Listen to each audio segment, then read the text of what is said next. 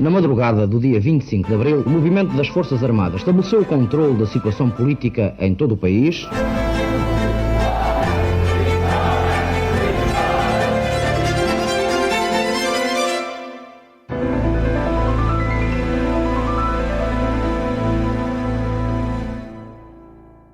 Olá, bem-vindos a mais um episódio de A História Repete-se, com Henrique Monteiro. Olá, Henrique. Olá, Lourenço. E comigo, Lourenço Pereira Coutinho. Hoje vamos falar sobre o percurso militar e político do general António de Spínola, um dos oficiais generais mais reconhecidos durante a fase final do Estado Novo e, depois, uma das figuras centrais da primeira fase após o 25 de Abril. Para tal, convidámos o general Manuel Monge, que privou de perto com o general Spínola e foi ator e testemunha privilegiado do tempo histórico de que vamos falar. Oficial de arma de cavalaria, o general Monge cumpriu 4 comissões de guerra, 2 em Angola e 2 na Guiné, onde serviu sob o comando do general Spínola. Também participou no golpe das Caldas de 16 de março de 1974 e pertenceu ao MFA e à sua comissão coordenadora e comissão militar. Ainda serviu em Macau, integrou a Casa Militar dos presidentes Spínola e Mário Soares e foi governador civil de Beja. General Manuel Monge, bem-vindo. É um gosto recebê-lo no programa. Obrigado, também vim como tu gosto. Subscrever o Expresso é ter acesso à melhor informação, a uma vasta oferta de conteúdos exclusivos e à opinião de referência. Subscrever o Expresso é tornar-se membro do nosso clube, poder ser voz ativa de uma comunidade informada e beneficiar de vantagens exclusivas. Subscreva o Expresso em expresso.pt/digital. Expresso. Liberdade para pensar. Antes de iniciarmos a conversa, espaço para um breve perfil do general Spínola, adaptado do texto recente que escrevi para outro podcast do Expresso, Retratos de Abril. António Sebastião Ribeiro de Spínola nasceu em Estremoz a 11 de abril de 1910 e ingressou no Colégio Militar com 10 anos. O seu pai foi chefe de gabinete de Salazar no Ministério das Finanças e o sogro era um militar integrado no regime, o general Monteiro de Barros, comandante-chefe da GNR. Spínola circulou assim entre a elite do Estado Novo. Foi ajudante de campo do sogro, isto na GNR, e mais tarde, já tenente-coronel, foi segundo comandante de Lanceiros II, um dos regimentos de elite do exército português. Em 1961, a quando do começo da guerra em África, António de Spínola organizou o Grupo de Cavalaria 345, que combateu em Angola. Já em 1968, foi nomeado governador e comandante-chefe das Forças Armadas na Guiné. Foi quando se tornou conhecido dos portugueses.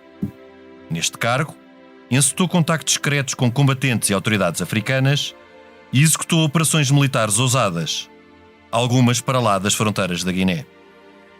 O protagonismo de Spínola começou a preocupar Marcelo Caetano. Em 1972, o governo opôs-se ao seu projeto de conversações com o PAIGC. O general voltou para a metrópole, convicto que a guerra não tinha solução militar. Marcelo Caetano quis então comprometê-lo politicamente com o regime.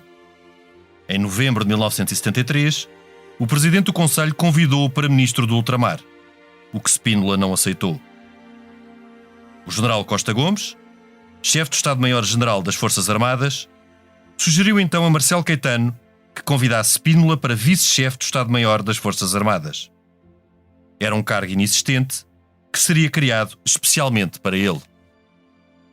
Em fevereiro de 1974, o general Spínola publicou o livro Portugal e o Futuro, onde defendia o fim da guerra e uma solução federalista para o então ultramar. A ruptura com Marcelo Caetano tornou-se evidente quando estes generais não compareceram à reunião para que o presidente do Conselho convocara todos os oficiais generais. Então, os contactos do movimento das Forças Armadas com Spínola e Costa Gomes eram já uma realidade. Eles eram vistos como os líderes naturais do golpe que estavam a preparar. Foi a António de Spínola que Marcelo Caetano se rendeu no dia 25 de abril. E foi também a este general que o movimento das Forças Armadas confiou o poder, apesar da preferência de muitos ser pela liderança do general Costa Gomes. A 25 de abril, António de Spínola tornou-se presidente da Junta de Salvação Nacional e foi nessa qualidade que leu a primeira proclamação desta ao país. Dias depois, a 15 de maio, tomou posse como Presidente da República. O seu mandato foi complexo. Logo em julho, caiu o primeiro governo provisório e, com ele, o seu projeto de base federalista e pendor presidencialista. Então, o MFA impôs o nome do Coronel Vasco Gonçalves para novo Primeiro-Ministro. Pouco tempo depois de tomar posse, o novo governo reconheceu o direito do então ultramar à autodeterminação. A partir daí, o Presidente da República travou um braço de ferro com parte do MFA. Em finais de setembro, apelou à manifestação da que chamou maioria silenciosa, contra a radicalização do processo político. A manifestação não se realizou e depois, Spínola viu o Conselho de Estado opor-se a que decretasse o estado de sítio. A 30 de setembro, renunciou à presidência da República. Depois, incentivou um golpe de Estado com o objetivo de recuperar o controle político. O 11 de março teve exatamente o efeito contrário ao pretendido por Spínola. Foi o início do PREC, fase em que a Revolução procurou a chamada via original de socialismo português. Após o 11 de março, Spínola exilou-se em Espanha, depois no Brasil. Promoveu o MDLP, movimento que fez correr muita tinta. Depois da dissolução do MDLP, em abril de 1976, regressou a Portugal por intervenção do novo Presidente da República, General Ramalhianes, e de Mário Soares. Foi reintegrado no Exército e promovido a Marechal. Morreu a 13 de agosto de 1996. Espaço agora para a conversa e para debatermos o papel do General António de Spínola na nossa história, passando a palavra ao Henrique para uma primeira pergunta ao General Manuel Monge. Não, bem-vindo, Manuel Monge. A gente já não se via para aí desde que era assessor militar de Mário Soares. Não, já nos vimos depois disso. Estivemos a jantar, ou pelo menos a beber um copo em casa da filha do Coronel Folques. Tem razão, exatamente, com o Coronel Folques, aliás, que é o Coronel Folques, aliás, que é um distinto comando. Um distinto comando, não era? Era e que é um homem também com uma grande história militar, ainda bem que aqui o recordamos. Mas a minha pergunta era esta. O senhor foi sempre visto como um grande spinolista e nesse aspecto depois há a visão que se tem de Spínola, que é sempre de um homem, digamos, o mais à direita dentro do 25 de Abril, no regime a seguir que é instaurado a 25 de Abril, ou o regime de liberdade, ou o fim do Estado Novo. Ele é sempre visto como a extrema-direita desse regime. O Manuel Monge, pelo contrário, foi um homem sempre, que me lembro, central, um homem de centro-esquerda. Aliás, quando foi governador civil, foi de um governo de centro-esquerda. Exatamente. Não foi do governo de Guterres, salvo erro. Não, o governo de Sócrates. Foi o de Sócrates, ainda mais centro-esquerda era. Foi até 2011, não é? Até ao fim... De 2005 a 2011. Pois. E, portanto, quer dizer, a sua visão de Spínola, desde que o conheceu, era basicamente uma visão militar ou uma visão política, ou se era as duas. Ou da pessoa também, não? E de como é que esta pessoa conjugava esses dois... Primeiro, digamos, é uma visão militar. Porque essa era a nossa, digamos, o nosso mundo, e só entramos na chamada deriva política quando nós militares percebemos que a nossa função militar não tinha possibilidade de servir o país. Eu até costumo dizer, para fazer um certo silogismo desta coisa, quando os centuriões perceberam que as fronteiras do Império se não defendiam em África, mas em Portugal, vieram para o Terreiro de Paço. Pois, de maneira que é uma analogia interessante. Exatamente. A passagem dos militares à política é uma coisa que os militares puros não gostam. Uhum. Por isso, nós... Mas acha que o general António Spínola não teria ambições políticas? Tinha, obviamente. Mas tinha a partir de uma determinada altura. Tinha quando... para isso teríamos que ver a carreira dele. E então eu falaria um pouco sobre isso. O Spínola começa a ser conhecido de nós depois de se ter distinguido em Angola no comando do grupo 345, onde foi condecorado com a Torre Espada. E portanto ele que era uma figura apenas conhecido de um grupo estrito de cavaleiros que montavam a cavalo e tal, embora na cavalaria toda a gente se conheça, mas no resto do exército, Spínola torna-se uma figura conhecida. De tal maneira que o primeiro pulsar de descontentamento que há nas Forças Armadas é em 1968. É na altura em que um grupo de distintos oficiais da Armada fazem uma votação no Clube Militar Naval e conseguem correr com o grupo do Almirante Henreiro na Armada. No Exército começa a haver algumas reuniões, ainda de capitães, na altura, curiosamente também já só de capitães, e de cavalaria, e exatamente começou a falar-se no então Coronel Spínola, talvez Brigadeiro Coronel Spínola, exatamente porque começou a perceber-se que alguma coisa não estava a correr bem. Mas esse descontentamento devia-se à forma como a guerra estava a ser conduzida? Ao modo como a forma estava a ser conduzida, à forma como havia benesses para pessoas que fugiam à guerra se fossem próximos do regime, às falhas de armamento, de informação, portanto, um conjunto de... Portanto, era um descontentamento estritamente militar ainda. 68, é quando isto começa a notar-se. E é quando o Spínola vai para a Guiné. É quando a situação na Guiné está bastante complicada e ele, das primeiras semanas, procura uma approche de natureza militar, que ele vê que não é possível, e então, aliás, de acordo com as cartilhas, que todos nós sabíamos, mas não sempre empregávamos bem, uma guerra subversiva só se faz para a conquista da população. Exato, e então, foi o que ele tentou, não? Exatamente. Então o Spínola faz uma grande campanha a favor da população, solta os presos políticos da PIDE que estavam presos, começar por um famoso, que é o Rafael Barbosa, e cria uma coisa que é o Congresso do Povo. O Congresso do Povo era um congresso onde vinham todos era por etnias. Sim. Porque como é que se organiza?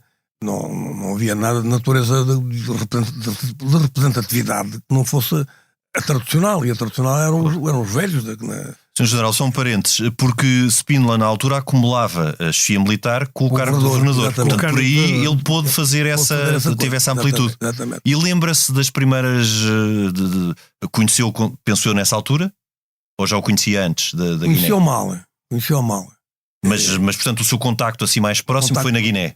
Na Guiné, onde vamos lá ver, eu vou na minha primeira comissão, vou como combatente, portanto, com um esquadrão de reconhecimento, vou para a guerra, e o Spínola começa a fazer um determinado número de alterações que nós assistimos, mas a que nós, no meu caso, não participámos. Então participava na guerra, eu comandava um esquadrão, estava em Bula, portanto, via o Spínola com frequência, porque ele via-nos a nós com frequência, ele não parava.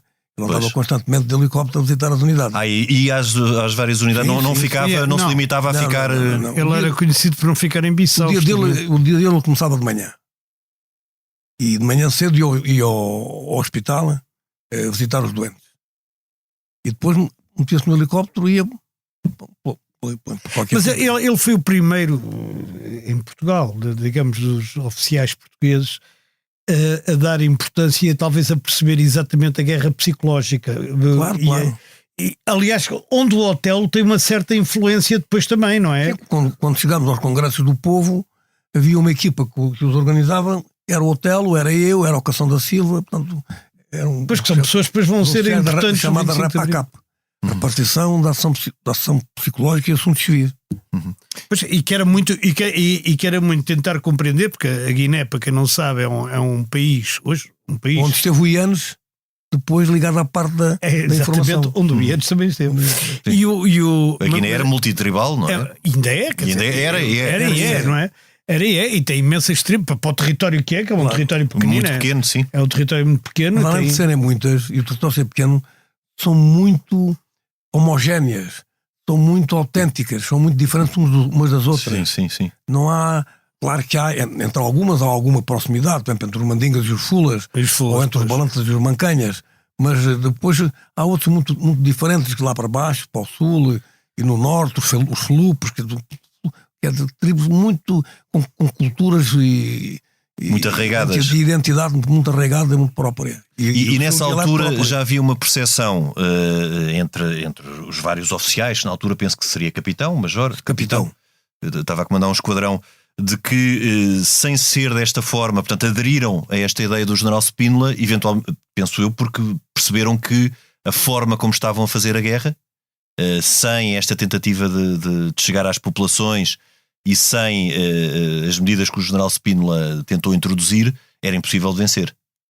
Sim, no meu caso... Já tinham essa ideia em Tínhamos 68? essa ideia. No meu caso, como há bocado expliquei, que a minha primeira comissão era de guerra, não era propriamente de ações com a população, mas isto era, digamos, em termos de uma primeira visão operacional. Mas depois, na prática, eu tinha mais de 100 soldados africanos, de todas as etnias da Guiné. Pois. Porque eram escolhidos para a cavalaria os indivíduos que tinham melhor formação, que tinham que saber ler e escrever português. E então eram esses que eram nomeados para a cavalaria. Eu tinha imensos.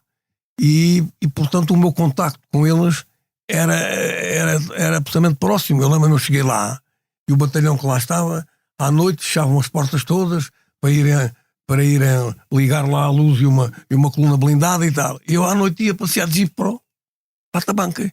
Mas então, estão lá os meus soldados todos com as armas. Qual é o meu problema? Claro. E nessa altura, já agora, não o general Spínola, mas no seu caso, a título pessoal, teve importantes ações, sobretudo no sul da Guiné, penso eu, não foi? Sim, natureza militar. Natureza militar, sim. Sim. No sul e no norte, porque toda a Guiné toda ela estava, digamos, em guerra acesa, excepto o leste. A zona leste, que era na altura uma zona onde estavam os islamizados, os fulas e os mandingas, essa zona é que não tinha praticamente muito pouca guerra, pouca guerrilha. Sim, mas a Guiné, de qualquer forma, quando a gente chega perto do 25 de Abril, digamos, é a única ex-colónia, ou na altura colónia portuguesa, em que, digamos, a guerrilha tinha efetivo poder. A situação era muito difícil. E que a situação era muito difícil. Eu lembro-me de se falar cá em Lisboa, eu nunca lá estive nessa época, não é?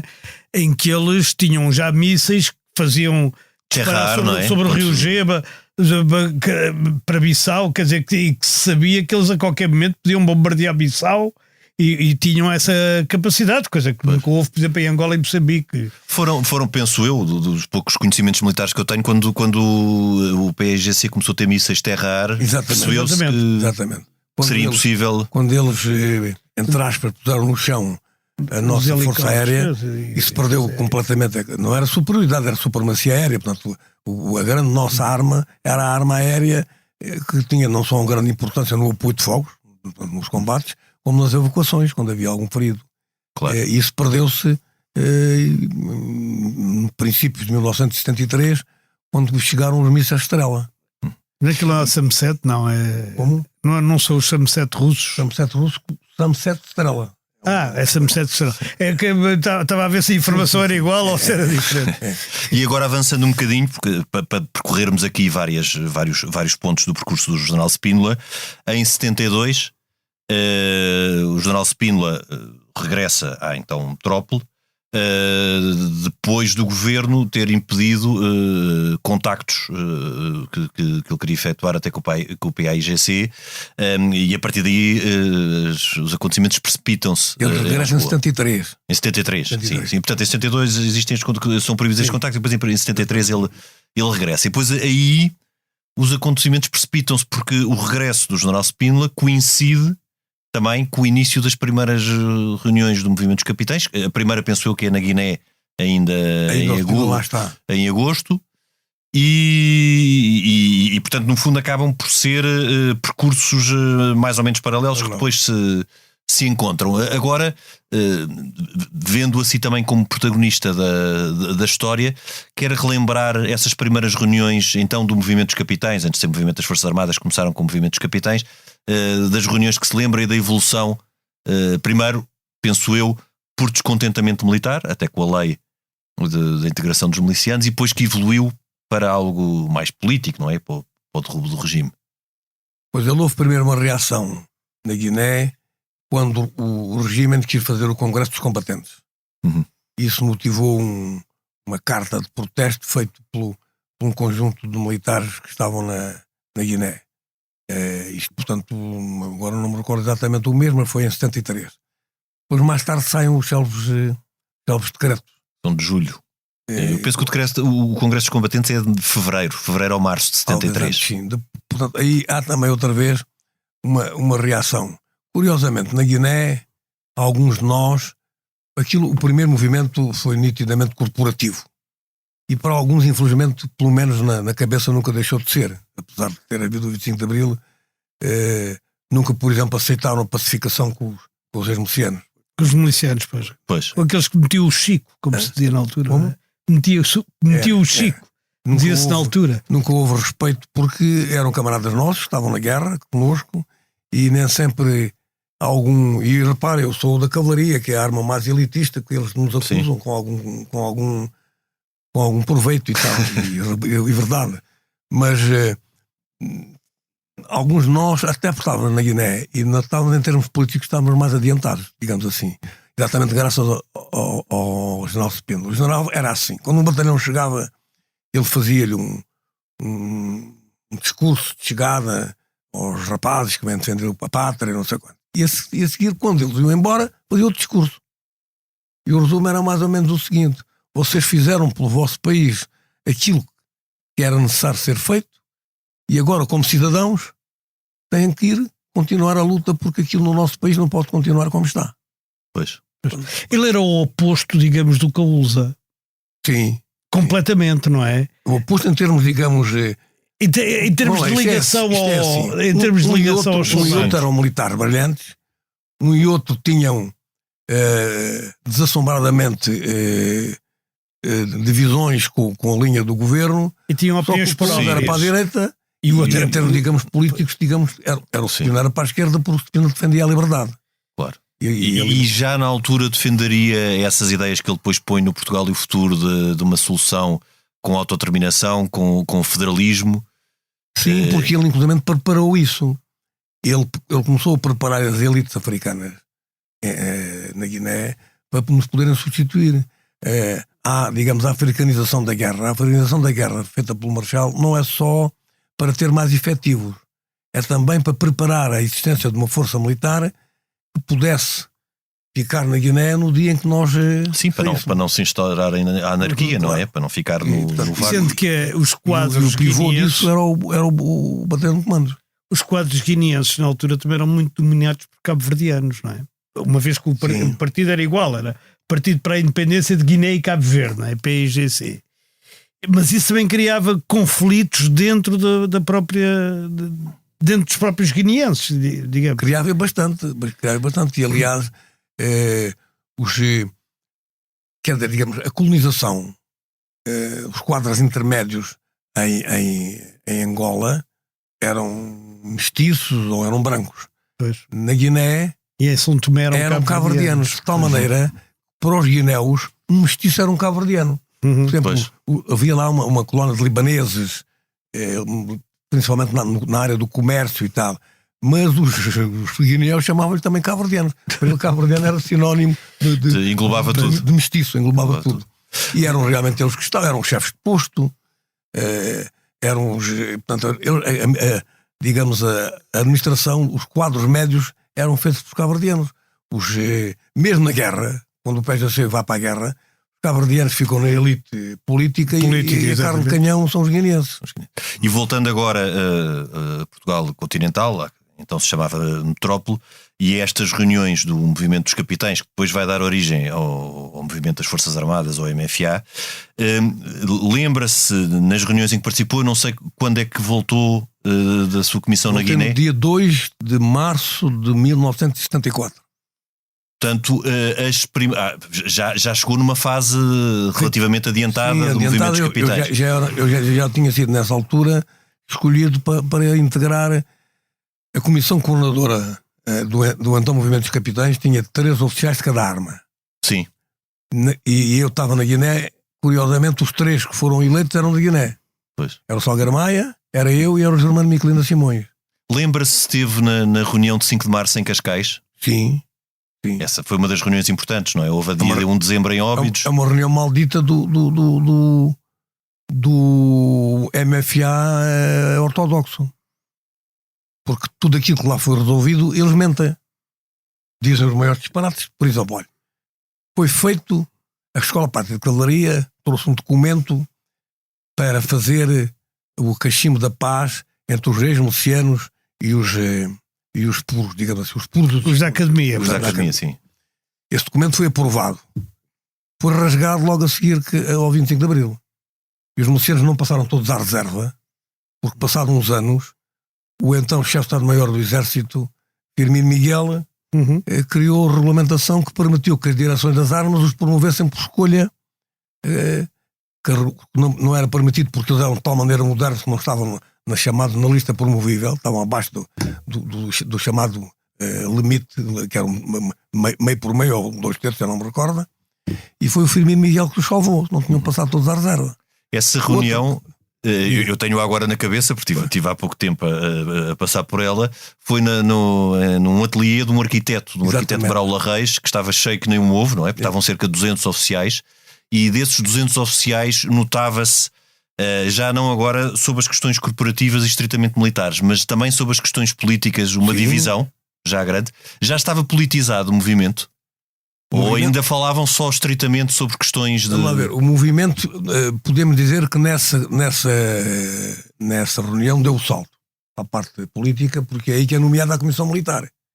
E a Comissão Militar, na qual há um homem de cada arma, portanto, de infantaria ao Coronel Casanova Ferreira a chegar da Guiné, que chegou passado uns dias, da artilharia ao Hotel Saraiva de Carvalho, sou eu de cavalaria, da administração militar era o Major José Maria Azevedo e da engenharia era o Luís Macedo.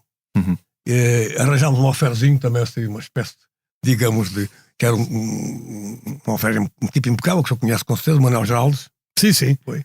A figura está em Macau, falei com ele há poucos dias. Alferes do quadro. Do quadro permanente. Sim.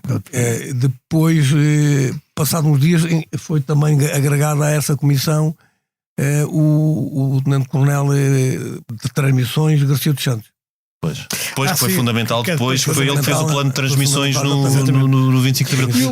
O Zé Maria de Azevedo que fala era o Queiroz de Azevedo? Não. Quer dizer que foi depois de... Não, esse virou para o outro lado. Para o outro lado não. Nós é que, não, no entendimento deles, nós é que virámos. Nós queríamos a democracia, eles queriam a ditadura do ele fazia comunicados a dizer República Socialista de Portugal. Era da escola, era da administração militar, justamente. Também. Infelizmente, para o Zé Maria Moreira de Azevedo, que é um senhor, tinha o mesmo nome do outro e a mesma arma, de maneira que volta e meia dava origem. Eram confundidos. Essas confusões, que era uma coisa para nós, dos amigos do Zé Maria de Azevedo, era como quem nos dava facadas. Mas nessa altura, há também, nessa reunião, decide-se que o então Major Melo Antunes ficaria encarregue de desenhar um programa político. Ele e o Vitor programa político, portanto, programa de movimento das Forças Armadas. Ele e o Vitor Alves em ligação também com o Vasco Lourenço, que na parte organizativa tinha sido bastante ativo. Sim. E também se falou na possibilidade de haver contactos com oficiais generais. E havia estes dois nomes. Outra mentira dessa reunião.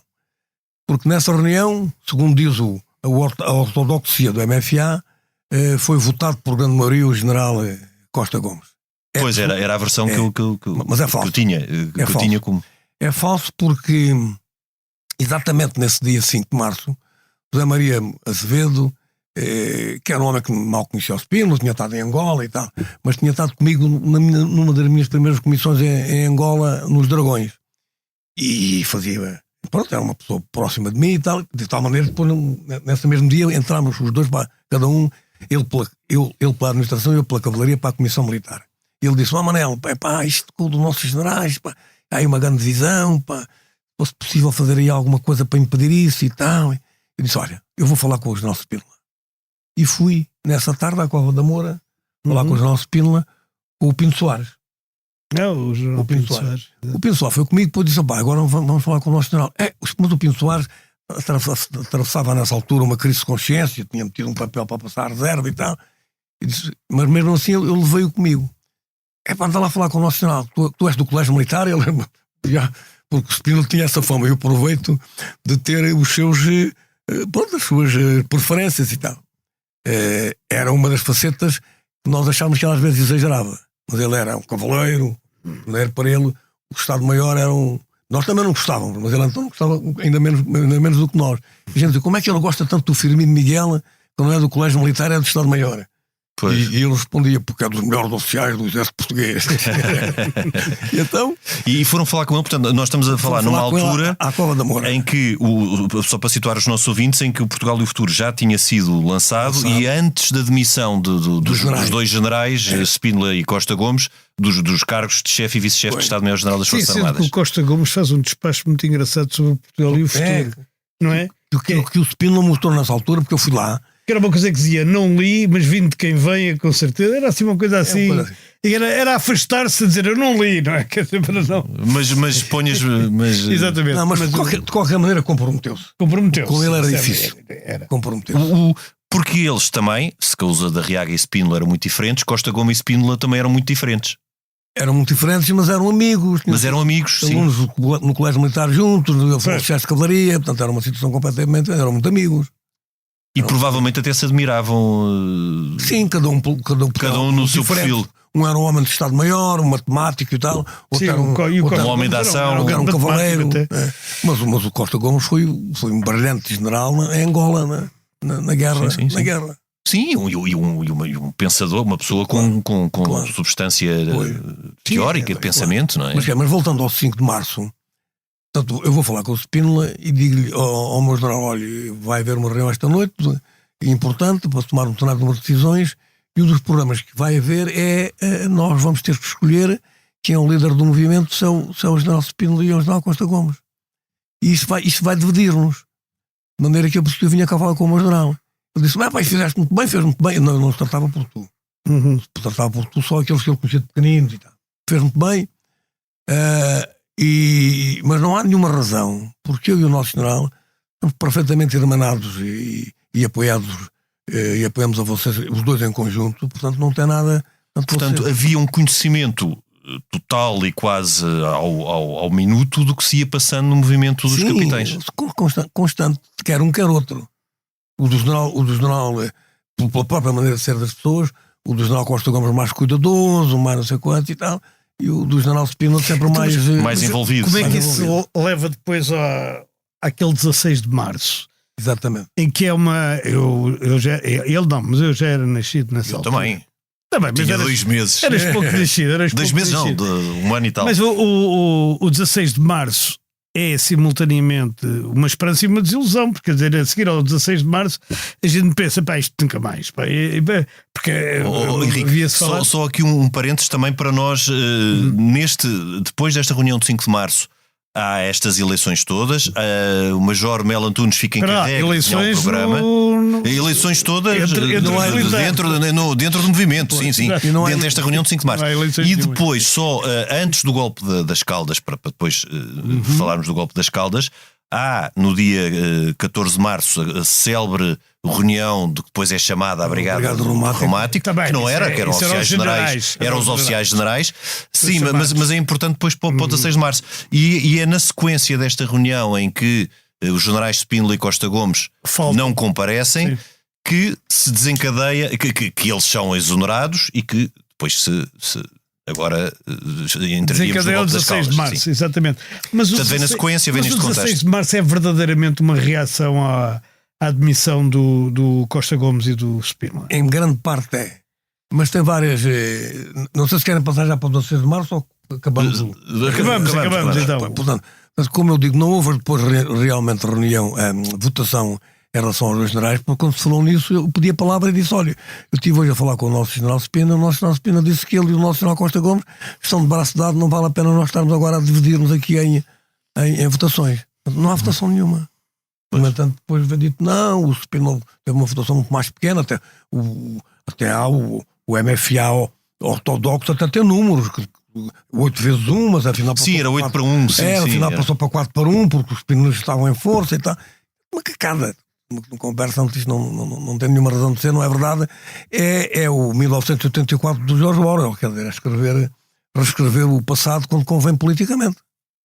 Exatamente, era como na União Soviética, o passado é imprevisível. Para uma parte do nosso MFA na altura também.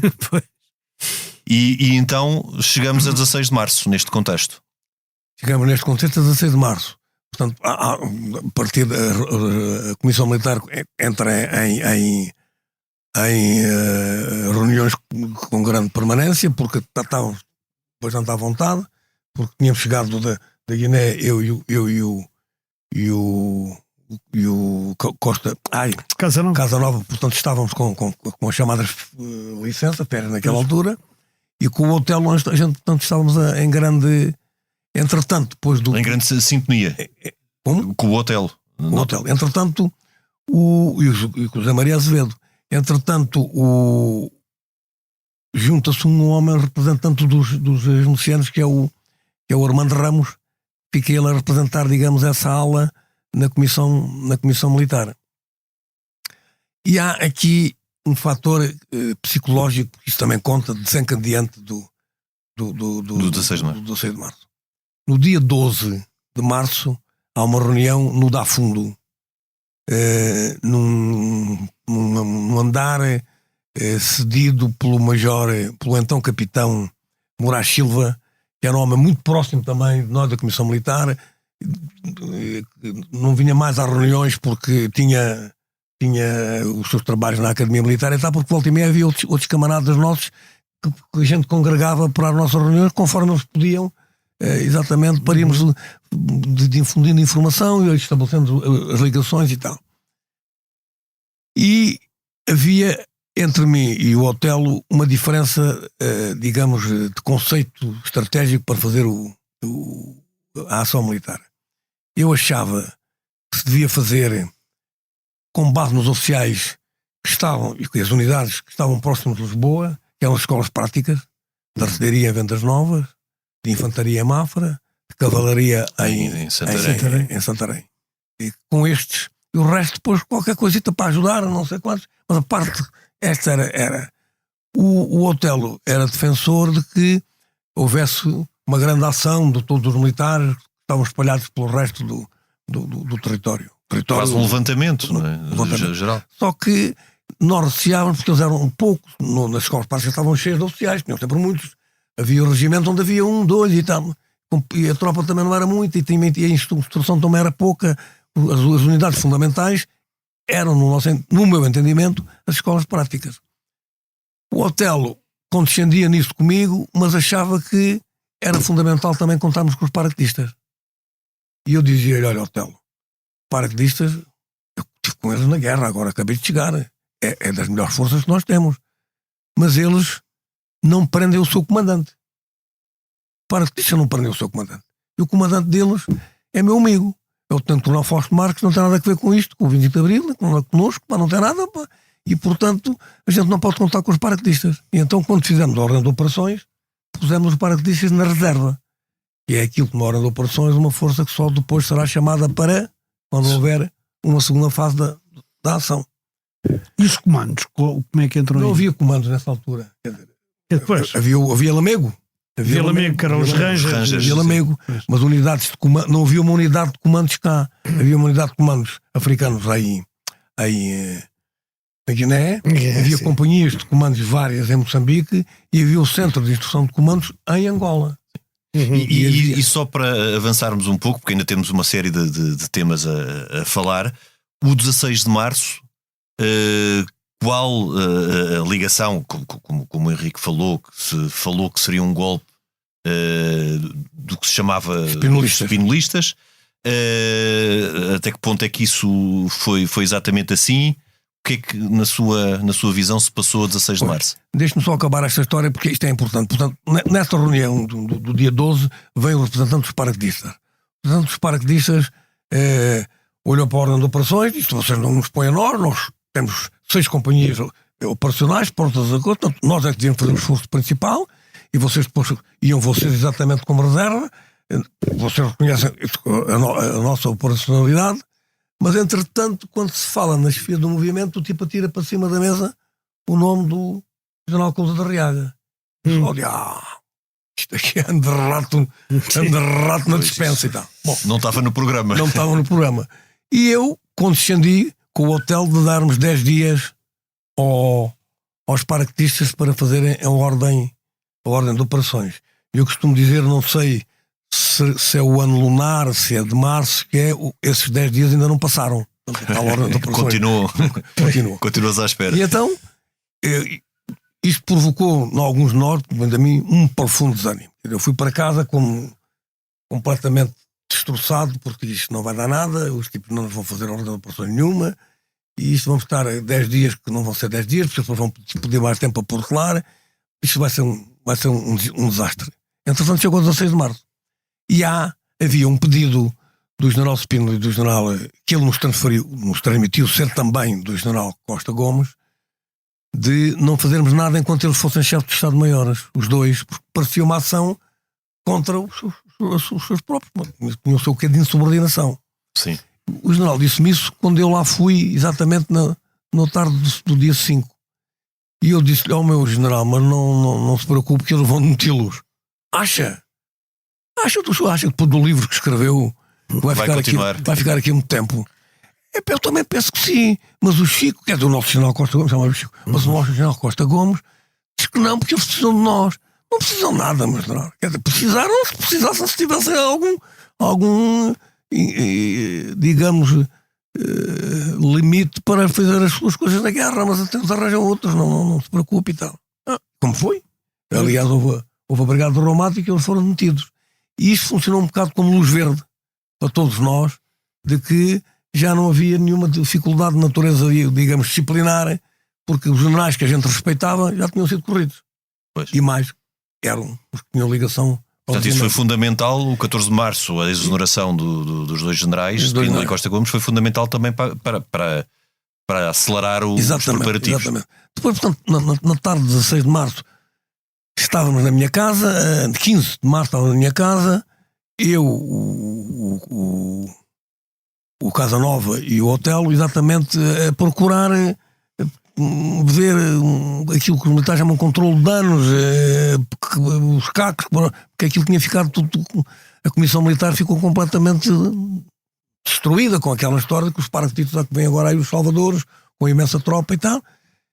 O Otelo rendeu-se a essa narrativa, eu não, fiquei muito mais desanimado do que ele, e fomos então estávamos a procurar ver quando a gente recebe um telefonema de Lamego, a dizer que em Lamego que eles eram onde havia os tais comandos, certo, cá no território, que eles se tinham revoltado e saído da cadeia de comando com a região militar norte, e que estavam prontos a avançar para Lisboa, se nós precisássemos, mas que fizéssemos qualquer coisa para os ajudar.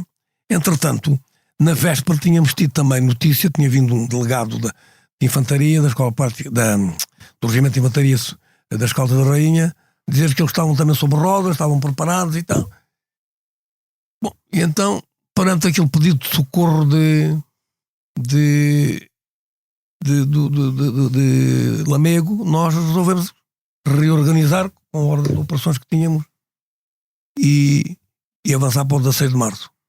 E ao contrário daquilo que se diz, o 16 de março não foi ganho pelo mesmo motivo que o general, que o então, não sei se general, marechal, o imperador Napoleão, perdeu Waterloo. Uhum. Perdeu Waterloo porque o seu estafeta, que devia levar as ordens ao marechal Ney, que estava com a cavalaria à hora de entregar, não sabe bem porque na história atrasou a levar a ordem, e quando o marechal Ney entra na batalha, a batalha estava decidida para Waterloo. Pois. Isto são os pequenos pormenores. Ora bem, vamos, o que é que aconteceu? O que é que fez perder o 16 de março? O que é que ganhou o 25 de abril? O 25 de abril foi uma guerra de blindados. As guerras, os golpes de Estado nas cidades são feitos com viaturas blindadas. Porque é que o Salgueiro Maia ganhou o protagonismo que ganhou? Porque foi a cavalaria blindada que ganhou posições, sim. Ganhou o 25 de abril. Mas no 25 de abril o Salgueiro Maia tinha cavalaria inimiga. Foi a cavalaria 7. Exatamente. Exato. Depois, Tenente Coronel Ferrandal. Embora tivesse lá um sargento a comandar uma viatura que também teve um papel importante, porque dizia que não sabia mexer naquilo, não é? Foi. Que é uma coisa extraordinária. O cabo recusou-se a disparar e aquilo é uma coisa extraordinária. Bom, porque os comandantes destes esquadrões tinham sido tirados no 16 de março. Então o que é que falhou no 16 de março? Nós, com aquele receio sempre de que os paraquedistas pudessem não entrar, mas serem utilizados contra nós, procurámos nessa tarde fazer uma reunião com homens muito próximos do regimento de paraquedistas e que tinham muito poder lá em termos de natureza moral e psicológica, que era o coronel Rafael Durão e o tenente-coronel Mensurado. Então fomos à Academia Militar com o Bruno, chamámos o Bruno, que era amigo deles, chamámos os homens do Almeida Bruno. o Almeida Bruno, chamámos os paraquedistas e pedimos se eles conseguiam evitar que os paraquedistas saíssem contra nós. Bom, quando estávamos nesta reunião, a GNR é informada que nós lá estávamos, lá de dentro, e cerca a Academia. Nós conseguimos ainda sair. O Rafael Durão lá terá tentado parar os paraquedistas com alguma dificuldade, como se verá depois. E quando saímos, o Bruno diz-me: Manel, nós temos que ir ter o nosso sinal de pino que está a passar. Morava ali perto da Academia Militar e então vamos lá. Entretanto, tinha-se juntado a nós, porque isto, as operações atraem os operacionais como a luz atrai as moscas. Quem é que já estava ali connosco para a ação? Jaime Neves. Certo. Camarada Jaime Neves vai comigo e com o Bruno falar com o nosso general, com o general Cepino à casa dele. Falamos com o general Cepino, dissemos o que é que estava a passar e dissemos: olha, meu general, a força importante aqui é a cavalaria. São 2 esquadrões de cavalaria 7. Eles estão preparados para sair antes de receber ordem pelas missões da ordem pública do regime, e eles são comandados por 2 tenentes do movimento. Eles irão pôr o tenente Cadete e o tenente Aparício. Eles sairão com os esquadrões à ordem do governo, mas vão formar em frente dos Jerónimos, levantam a peça, que é sinal que estão à minha ordem. E porque nestas coisas aquilo era a coisa mais importante, eu até tinha um sombra, que era o então, não sei se ele já era major, se capitão, porque eu era major graduado, eu tinha sido major, era major, mas não era. Sim. Era major por causa da guerra, tinha um major graduado na Guiné. Do meu curso, o Rubem Domingos, seria ele que comandaria os esquadrões no caso de eu, por qualquer motivo, me acontecer alguma coisa. E aconteceu, mas aconteceu de tal maneira que ele não pôde ter avançado. Já explico porquê. Quando eu expliquei isto ao nosso Pino, ele diz-me assim: mas monge, não pá, a mania que os militares têm é seguir as linhas hierárquicas. Vocês não precisam que os esquadrões sejam assim, pá. O comandante do regimento de Cavalaria 7, o coronel Romeiras, está connosco. Meu general, eu tinha falado uns tempos antes que tinha ido apalpar o coronel Romeiras, porque era o meu regimento onde eu tinha vindo da Guiné, mobilização, e então falei com ele e vi logo que não estava nada virado para o nosso lado. Mas houve oficiais de cavalaria que estiveram, por exemplo, a força de Estremoz, essas coisas não se sabem, mas é bom que se saibam. A força de Estremoz, o esquadrão veio socorrer o Salgueiro Maia. A missão deles era libertar-nos no 16 de março, mas como o Salgueiro Maia estava a ser cercado por 2 companhias de infantaria da GNR, ele foi desviado do esquadrão. Atrás do esquadrão vinha o comandante do regimento no seu Volkswagen preto. Pois. Ora bem, portanto, nós na cavalaria era mais fácil por causa da presença do Spínola. Tínhamos alguns coronéis connosco, vários, muitos. Só que eu fui apalpar um coronel de cavalaria 7 e vi que ele não estava connosco. Quando o Spínola me diz: não, ele está connosco, está sempre connosco, ele é um homem de confiança do General Costa Gomes. Então, se houver o regimento, diga. Ou seja, o 16 de março não terá sido uma precipitação tal como depois acabou por ser ou mal planeado, ou houve situações que podem acontecer numa operação militar? O 16 de março poderia ter ganho naquela noite se os esquadrões não têm sido, por uma vez que eu vou a Cavalaria 7, tentar aliciar o coronel Romeiras por ordem, entre aspas, do general Spínola, aí perdeu-se o 16 de março. E quando o 16 de março se perde, qual é que é a vossa, entre o 16 de março e o 25 de abril, qual é que é a vossa... Entre o 16 de março e o 25 de abril nós estamos presos na Trafaria. E o regime... Portanto, o Sr. General esteve preso na Trafaria, nessa... até ao 25 de abril. E... Portanto, já não participou nestas últimas... ou seja, também houve uma série de generais, de oficiais mais envolvidos então no 16 de março, que depois... não acompanharam tão de perto os preparativos do 25 de Abril por estarem presos. O Otelo, vamos ver. Quem fez o 25 de Abril em termos operacionais foi o Otelo, o resto da conversa. Porque o próprio Vasconcelos, o Melo Antunes, tinham ido para as pessoas. Estavam fora. Vasco Lourenço. O Vasco Lourenço. O Vasco Lourenço costuma dizer que se ele estivesse cá, tinha sido ele a assumir o coisa. Mentira! O Vasco Lourenço não foi nomeado para a Comissão Militar. Quem foi nomeado para a Comissão foram aqueles que eu disse há bocado. E foi o hotel que ficou, e seria o hotel que continuaria. Nunca seria o Vasco Lourenço, porque o Vasco Lourenço tinha sido nomeado para apoiar a Comissão Política com o Vítor Alves e o Melo Antunes. Portanto, é o 1984, é o reescrever no passado.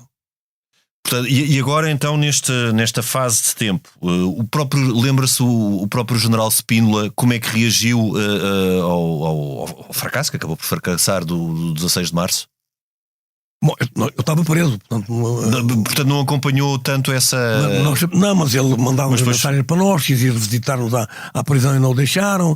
Depois disse que se nós fôssemos corridos, que ele poria o dinheiro do livro para nos apoiar financeiramente e tal. Então, o nosso Spínola teve sempre ligado connosco. Esteve sempre presente. E agora, porque também temos que o tempo está a voar, e tendo estado preso até ao 25 de Abril, ia-lhe perguntar pelas memórias que tem já da altura depois do 25 de Abril. Acaba por ser o General Spínola que fica presidente da Junta de Salvação Nacional, e acompanhou a partir daí o General Spínola como Presidente da Junta de Salvação Nacional e depois como Presidente da República a partir de 15 de maio. E lembra-se quando voltou a ver, portanto, depois já ter sido libertado, penso que terá sido logo a 25 ou 26, não sei quando é que foi libertado depois da prisão? Sim. Eu fui libertado no dia. Nós, Gustavo Preso. Fomos libertados pela Escola Prática de Artilharia, que tinha a bateria no Cristo Rei, uma vez que o esquadrão de Estremoz foi desviado, foram eles buscar-nos lá abaixo à Trafaria.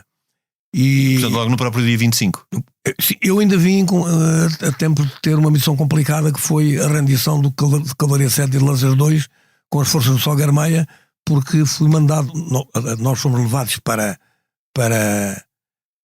a Pontinha, e na Pontinha o hotel pediu-me ordenou. Na calçada de ajuda, o Lanceiros 2 ou não? Lanceiros 2 é a calçada de ajuda. Estavam os dois e levei os comandantes para eles. Levei o comandante que estava lá, que era o então Tenente Coronel Correia de Campos, foi comigo para assumir o comando de Lanceiros 2. Cavalaria 7 fiquei eu lá no regimento, até que no outro dia chegou o comandante que não conseguimos apanhá-lo nessa noite, que era o Tenente Coronel Galeano Tavares. Eram dois homens de cavalaria, mas que estavam connosco. Pois. Mas como eram tenentes coronéis, não estavam no movimento e tal.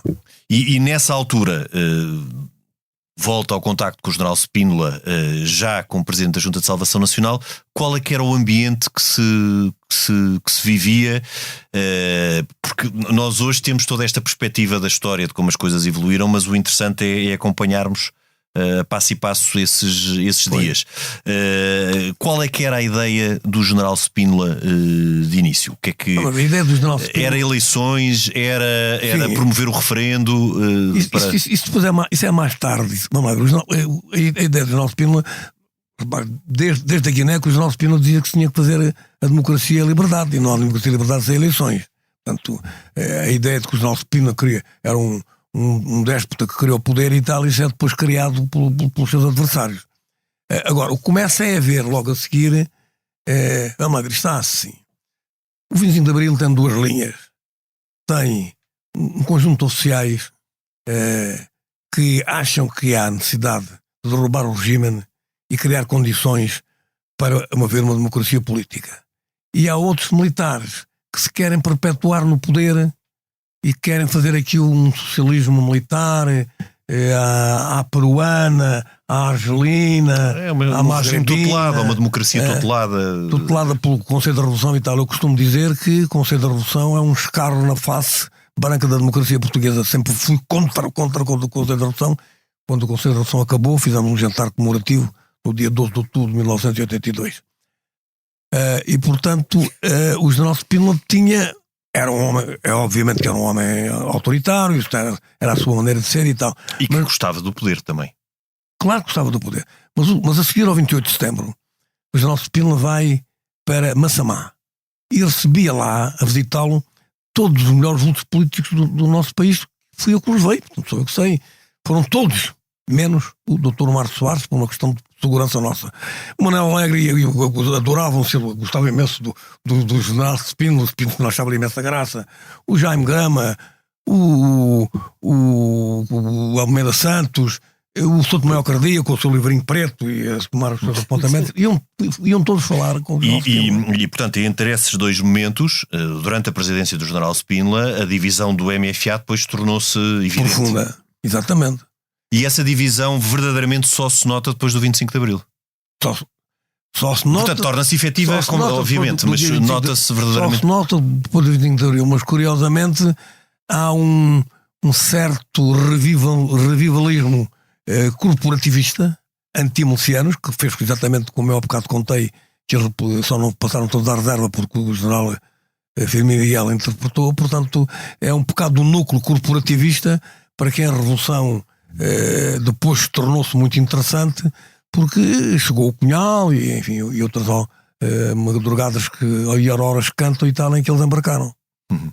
E nessa altura, que pertenceu à coordenadora do MFA,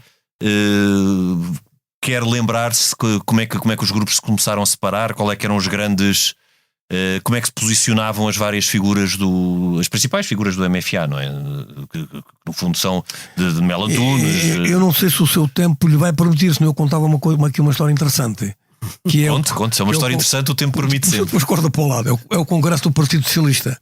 O Congresso do Partido Socialista é no dia 13 de dezembro de 74. Na Ala Magna, não é? Na Ala Magna. Exatamente. E então, quando aquilo está para passar, um dos homens que também ia muitas vezes falar com o Spínola, que era um indivíduo que eu gostava imenso, que era uma cabeça, que era o... já lá vamos ao nome dele. Isto volta e meia a estas coisas e tal. Então, ele foi falar comigo e disse-me assim: Major, vai haver agora o Congresso do Partido Socialista e o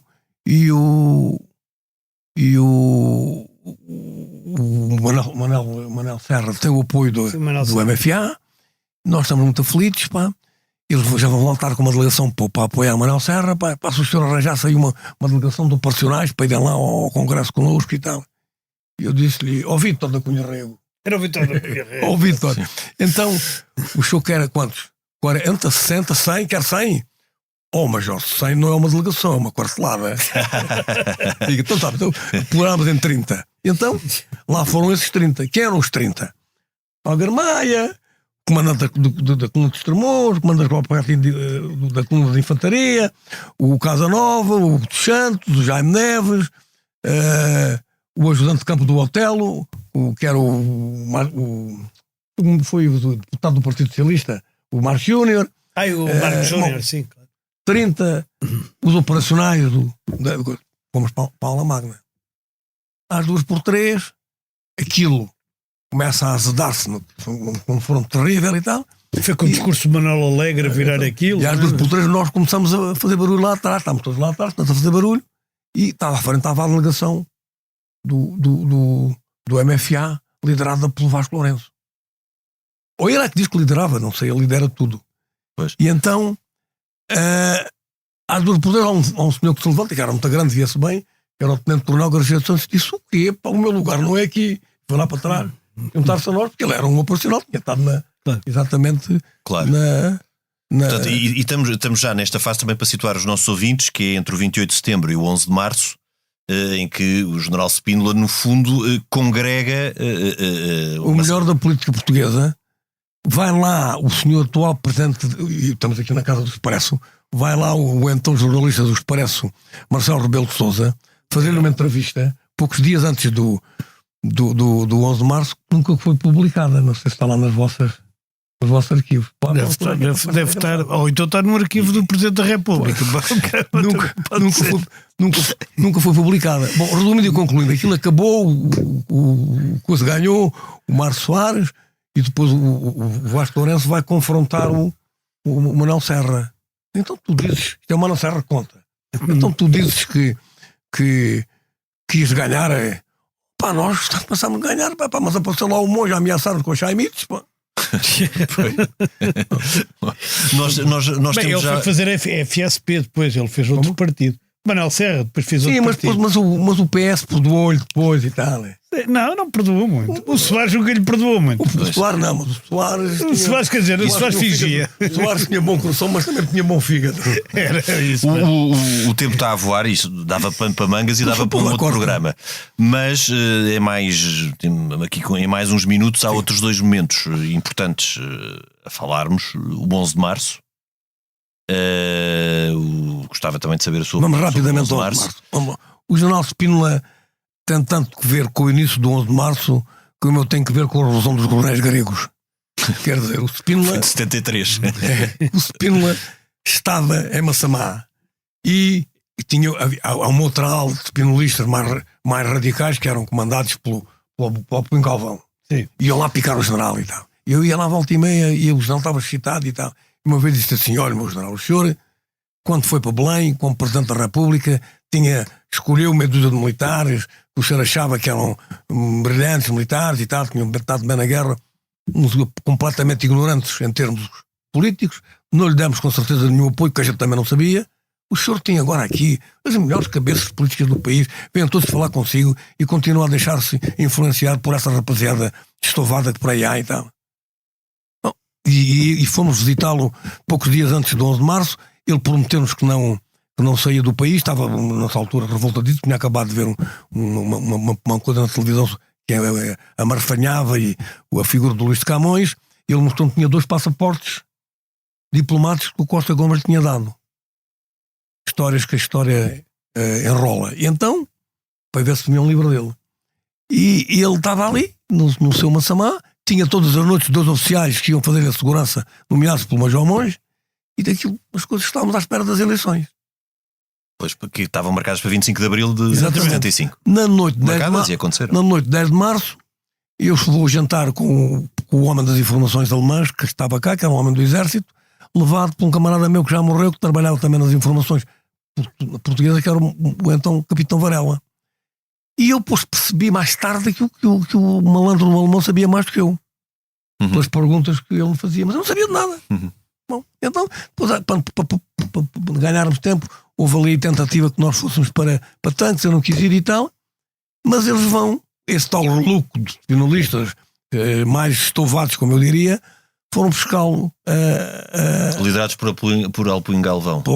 Mas não é o Alpuin Galvão que faz o 11 de março. O 11 de março. Quem faz o 11 de março é o general Tavares Monteiro, da Força Aérea, e que tinha sido chefe do Estado-Maior da Força Aérea, e que era um operacional, tinha muito boa, e conseguiu realmente movimentar aquela coisa da Força Aérea. E o Spínola levaram-no para Tancos à Forciório com a ameaça de Portanto, diz que ele terá sido mais empurrado do que a origem. Sim, claro que quando ele chega a Tancos, dizem: temos isto do exército, temos isto assim assado. E o Spínola diz: então, nessa altura ele encheu o peito e assumiu o comando. Mas ele foi levado, ele caiu lá como o credo, como o Pai Nosso no credo, como é que a gente costuma dizer?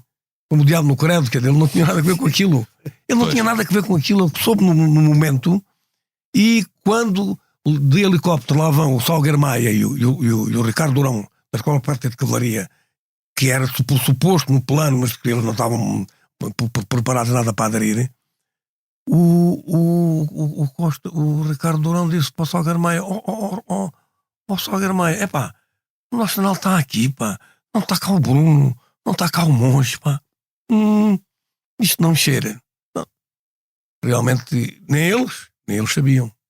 A parte de cavalaria era era o nosso braço armado e tal. Portanto, ele depois o MDLP. O MDLP é uma história triste. E quando ele regressa, pois era com isso que eu queria. Eu só soube que o MDLP existia. Portanto, só muito antes de irmos ao MDLP para situar, portanto, neste caso, depois o general Spínola, a seguir ao 11 de março, vai para Madrid. E no seu caso, Caxias, preso, onde tive até novembro, na madrugada de novembro, porque me deu um ataque de amnésia e não pude explicar ao senhor informador da PID, da Marinha, mas era da PID realmente, da sua maneira de trabalhar. Queria saber quem eram as pessoas que iam visitar o general Spínola. E eu não sabia, não me lembrava. E então eles fizeram, o Vasco Gonçalves levantou um processo ao Mário Soares, porque eles queriam criar o partido verdadeiramente socialista. Era o PBX, como se dizia na altura. Era.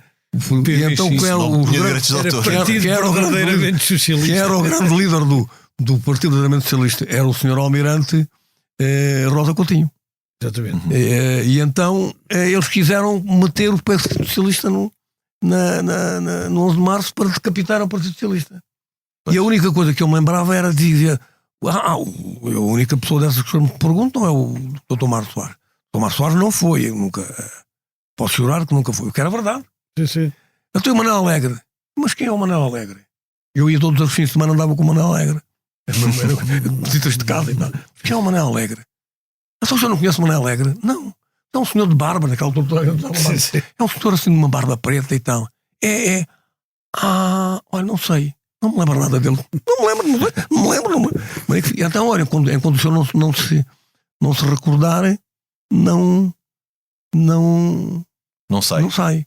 Mas depois o Cónigo Melo e mais começaram a queimar as sedes do Partido Comunista lá em cima no Norte. É verdade. E o país virou. E quando o país virou, todos os nossos camaradas iam forçosamente visitar-nos a 11 de março, até me parecia para ganharem, não propriamente do carimbo como não eram da PIDE, mas um carimbo como não eram comunistas. E então eu sou solto só em novembro, portanto... na madrugada de 31 de outubro para 1 de novembro, por ordem, porque nessa altura o meu advogado era o professor de Carvalho.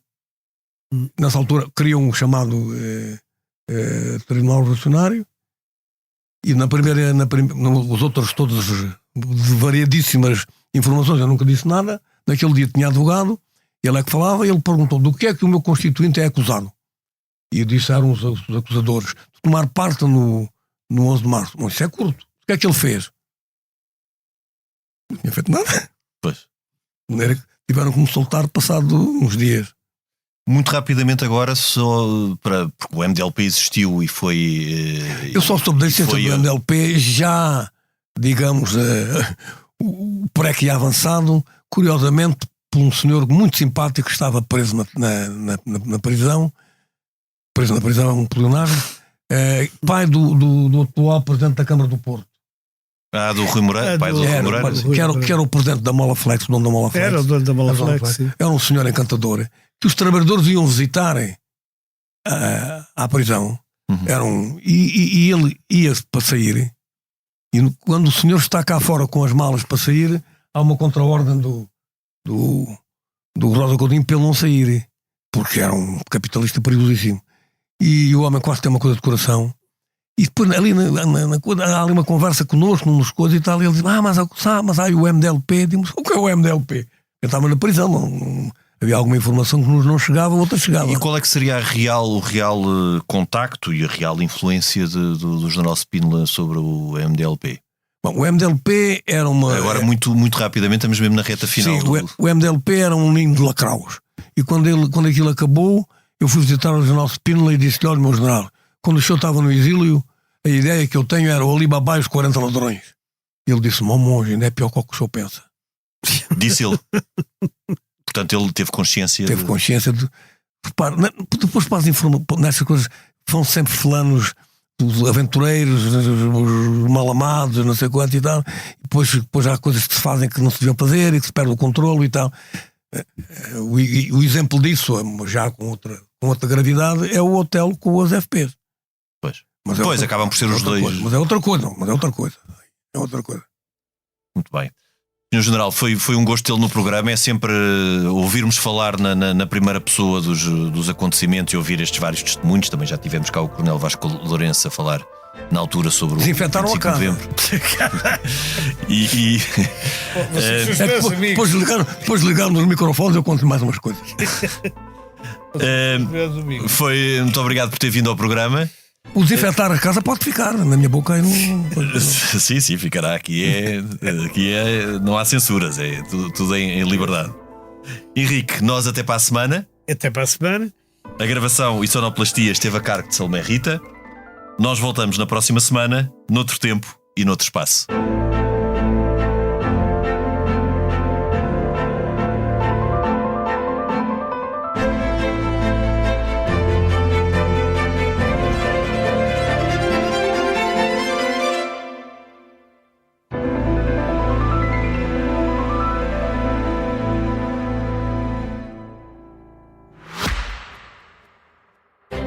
Subscrever o Expresso é ter acesso à melhor informação, a uma vasta oferta de conteúdos exclusivos e à opinião de referência. Subscrever o Expresso é tornar-se membro do nosso clube, poder ser voz ativa de uma comunidade informada e beneficiar de vantagens exclusivas. Subscreva o Expresso em expresso.pt/digital. Expresso. Liberdade para pensar.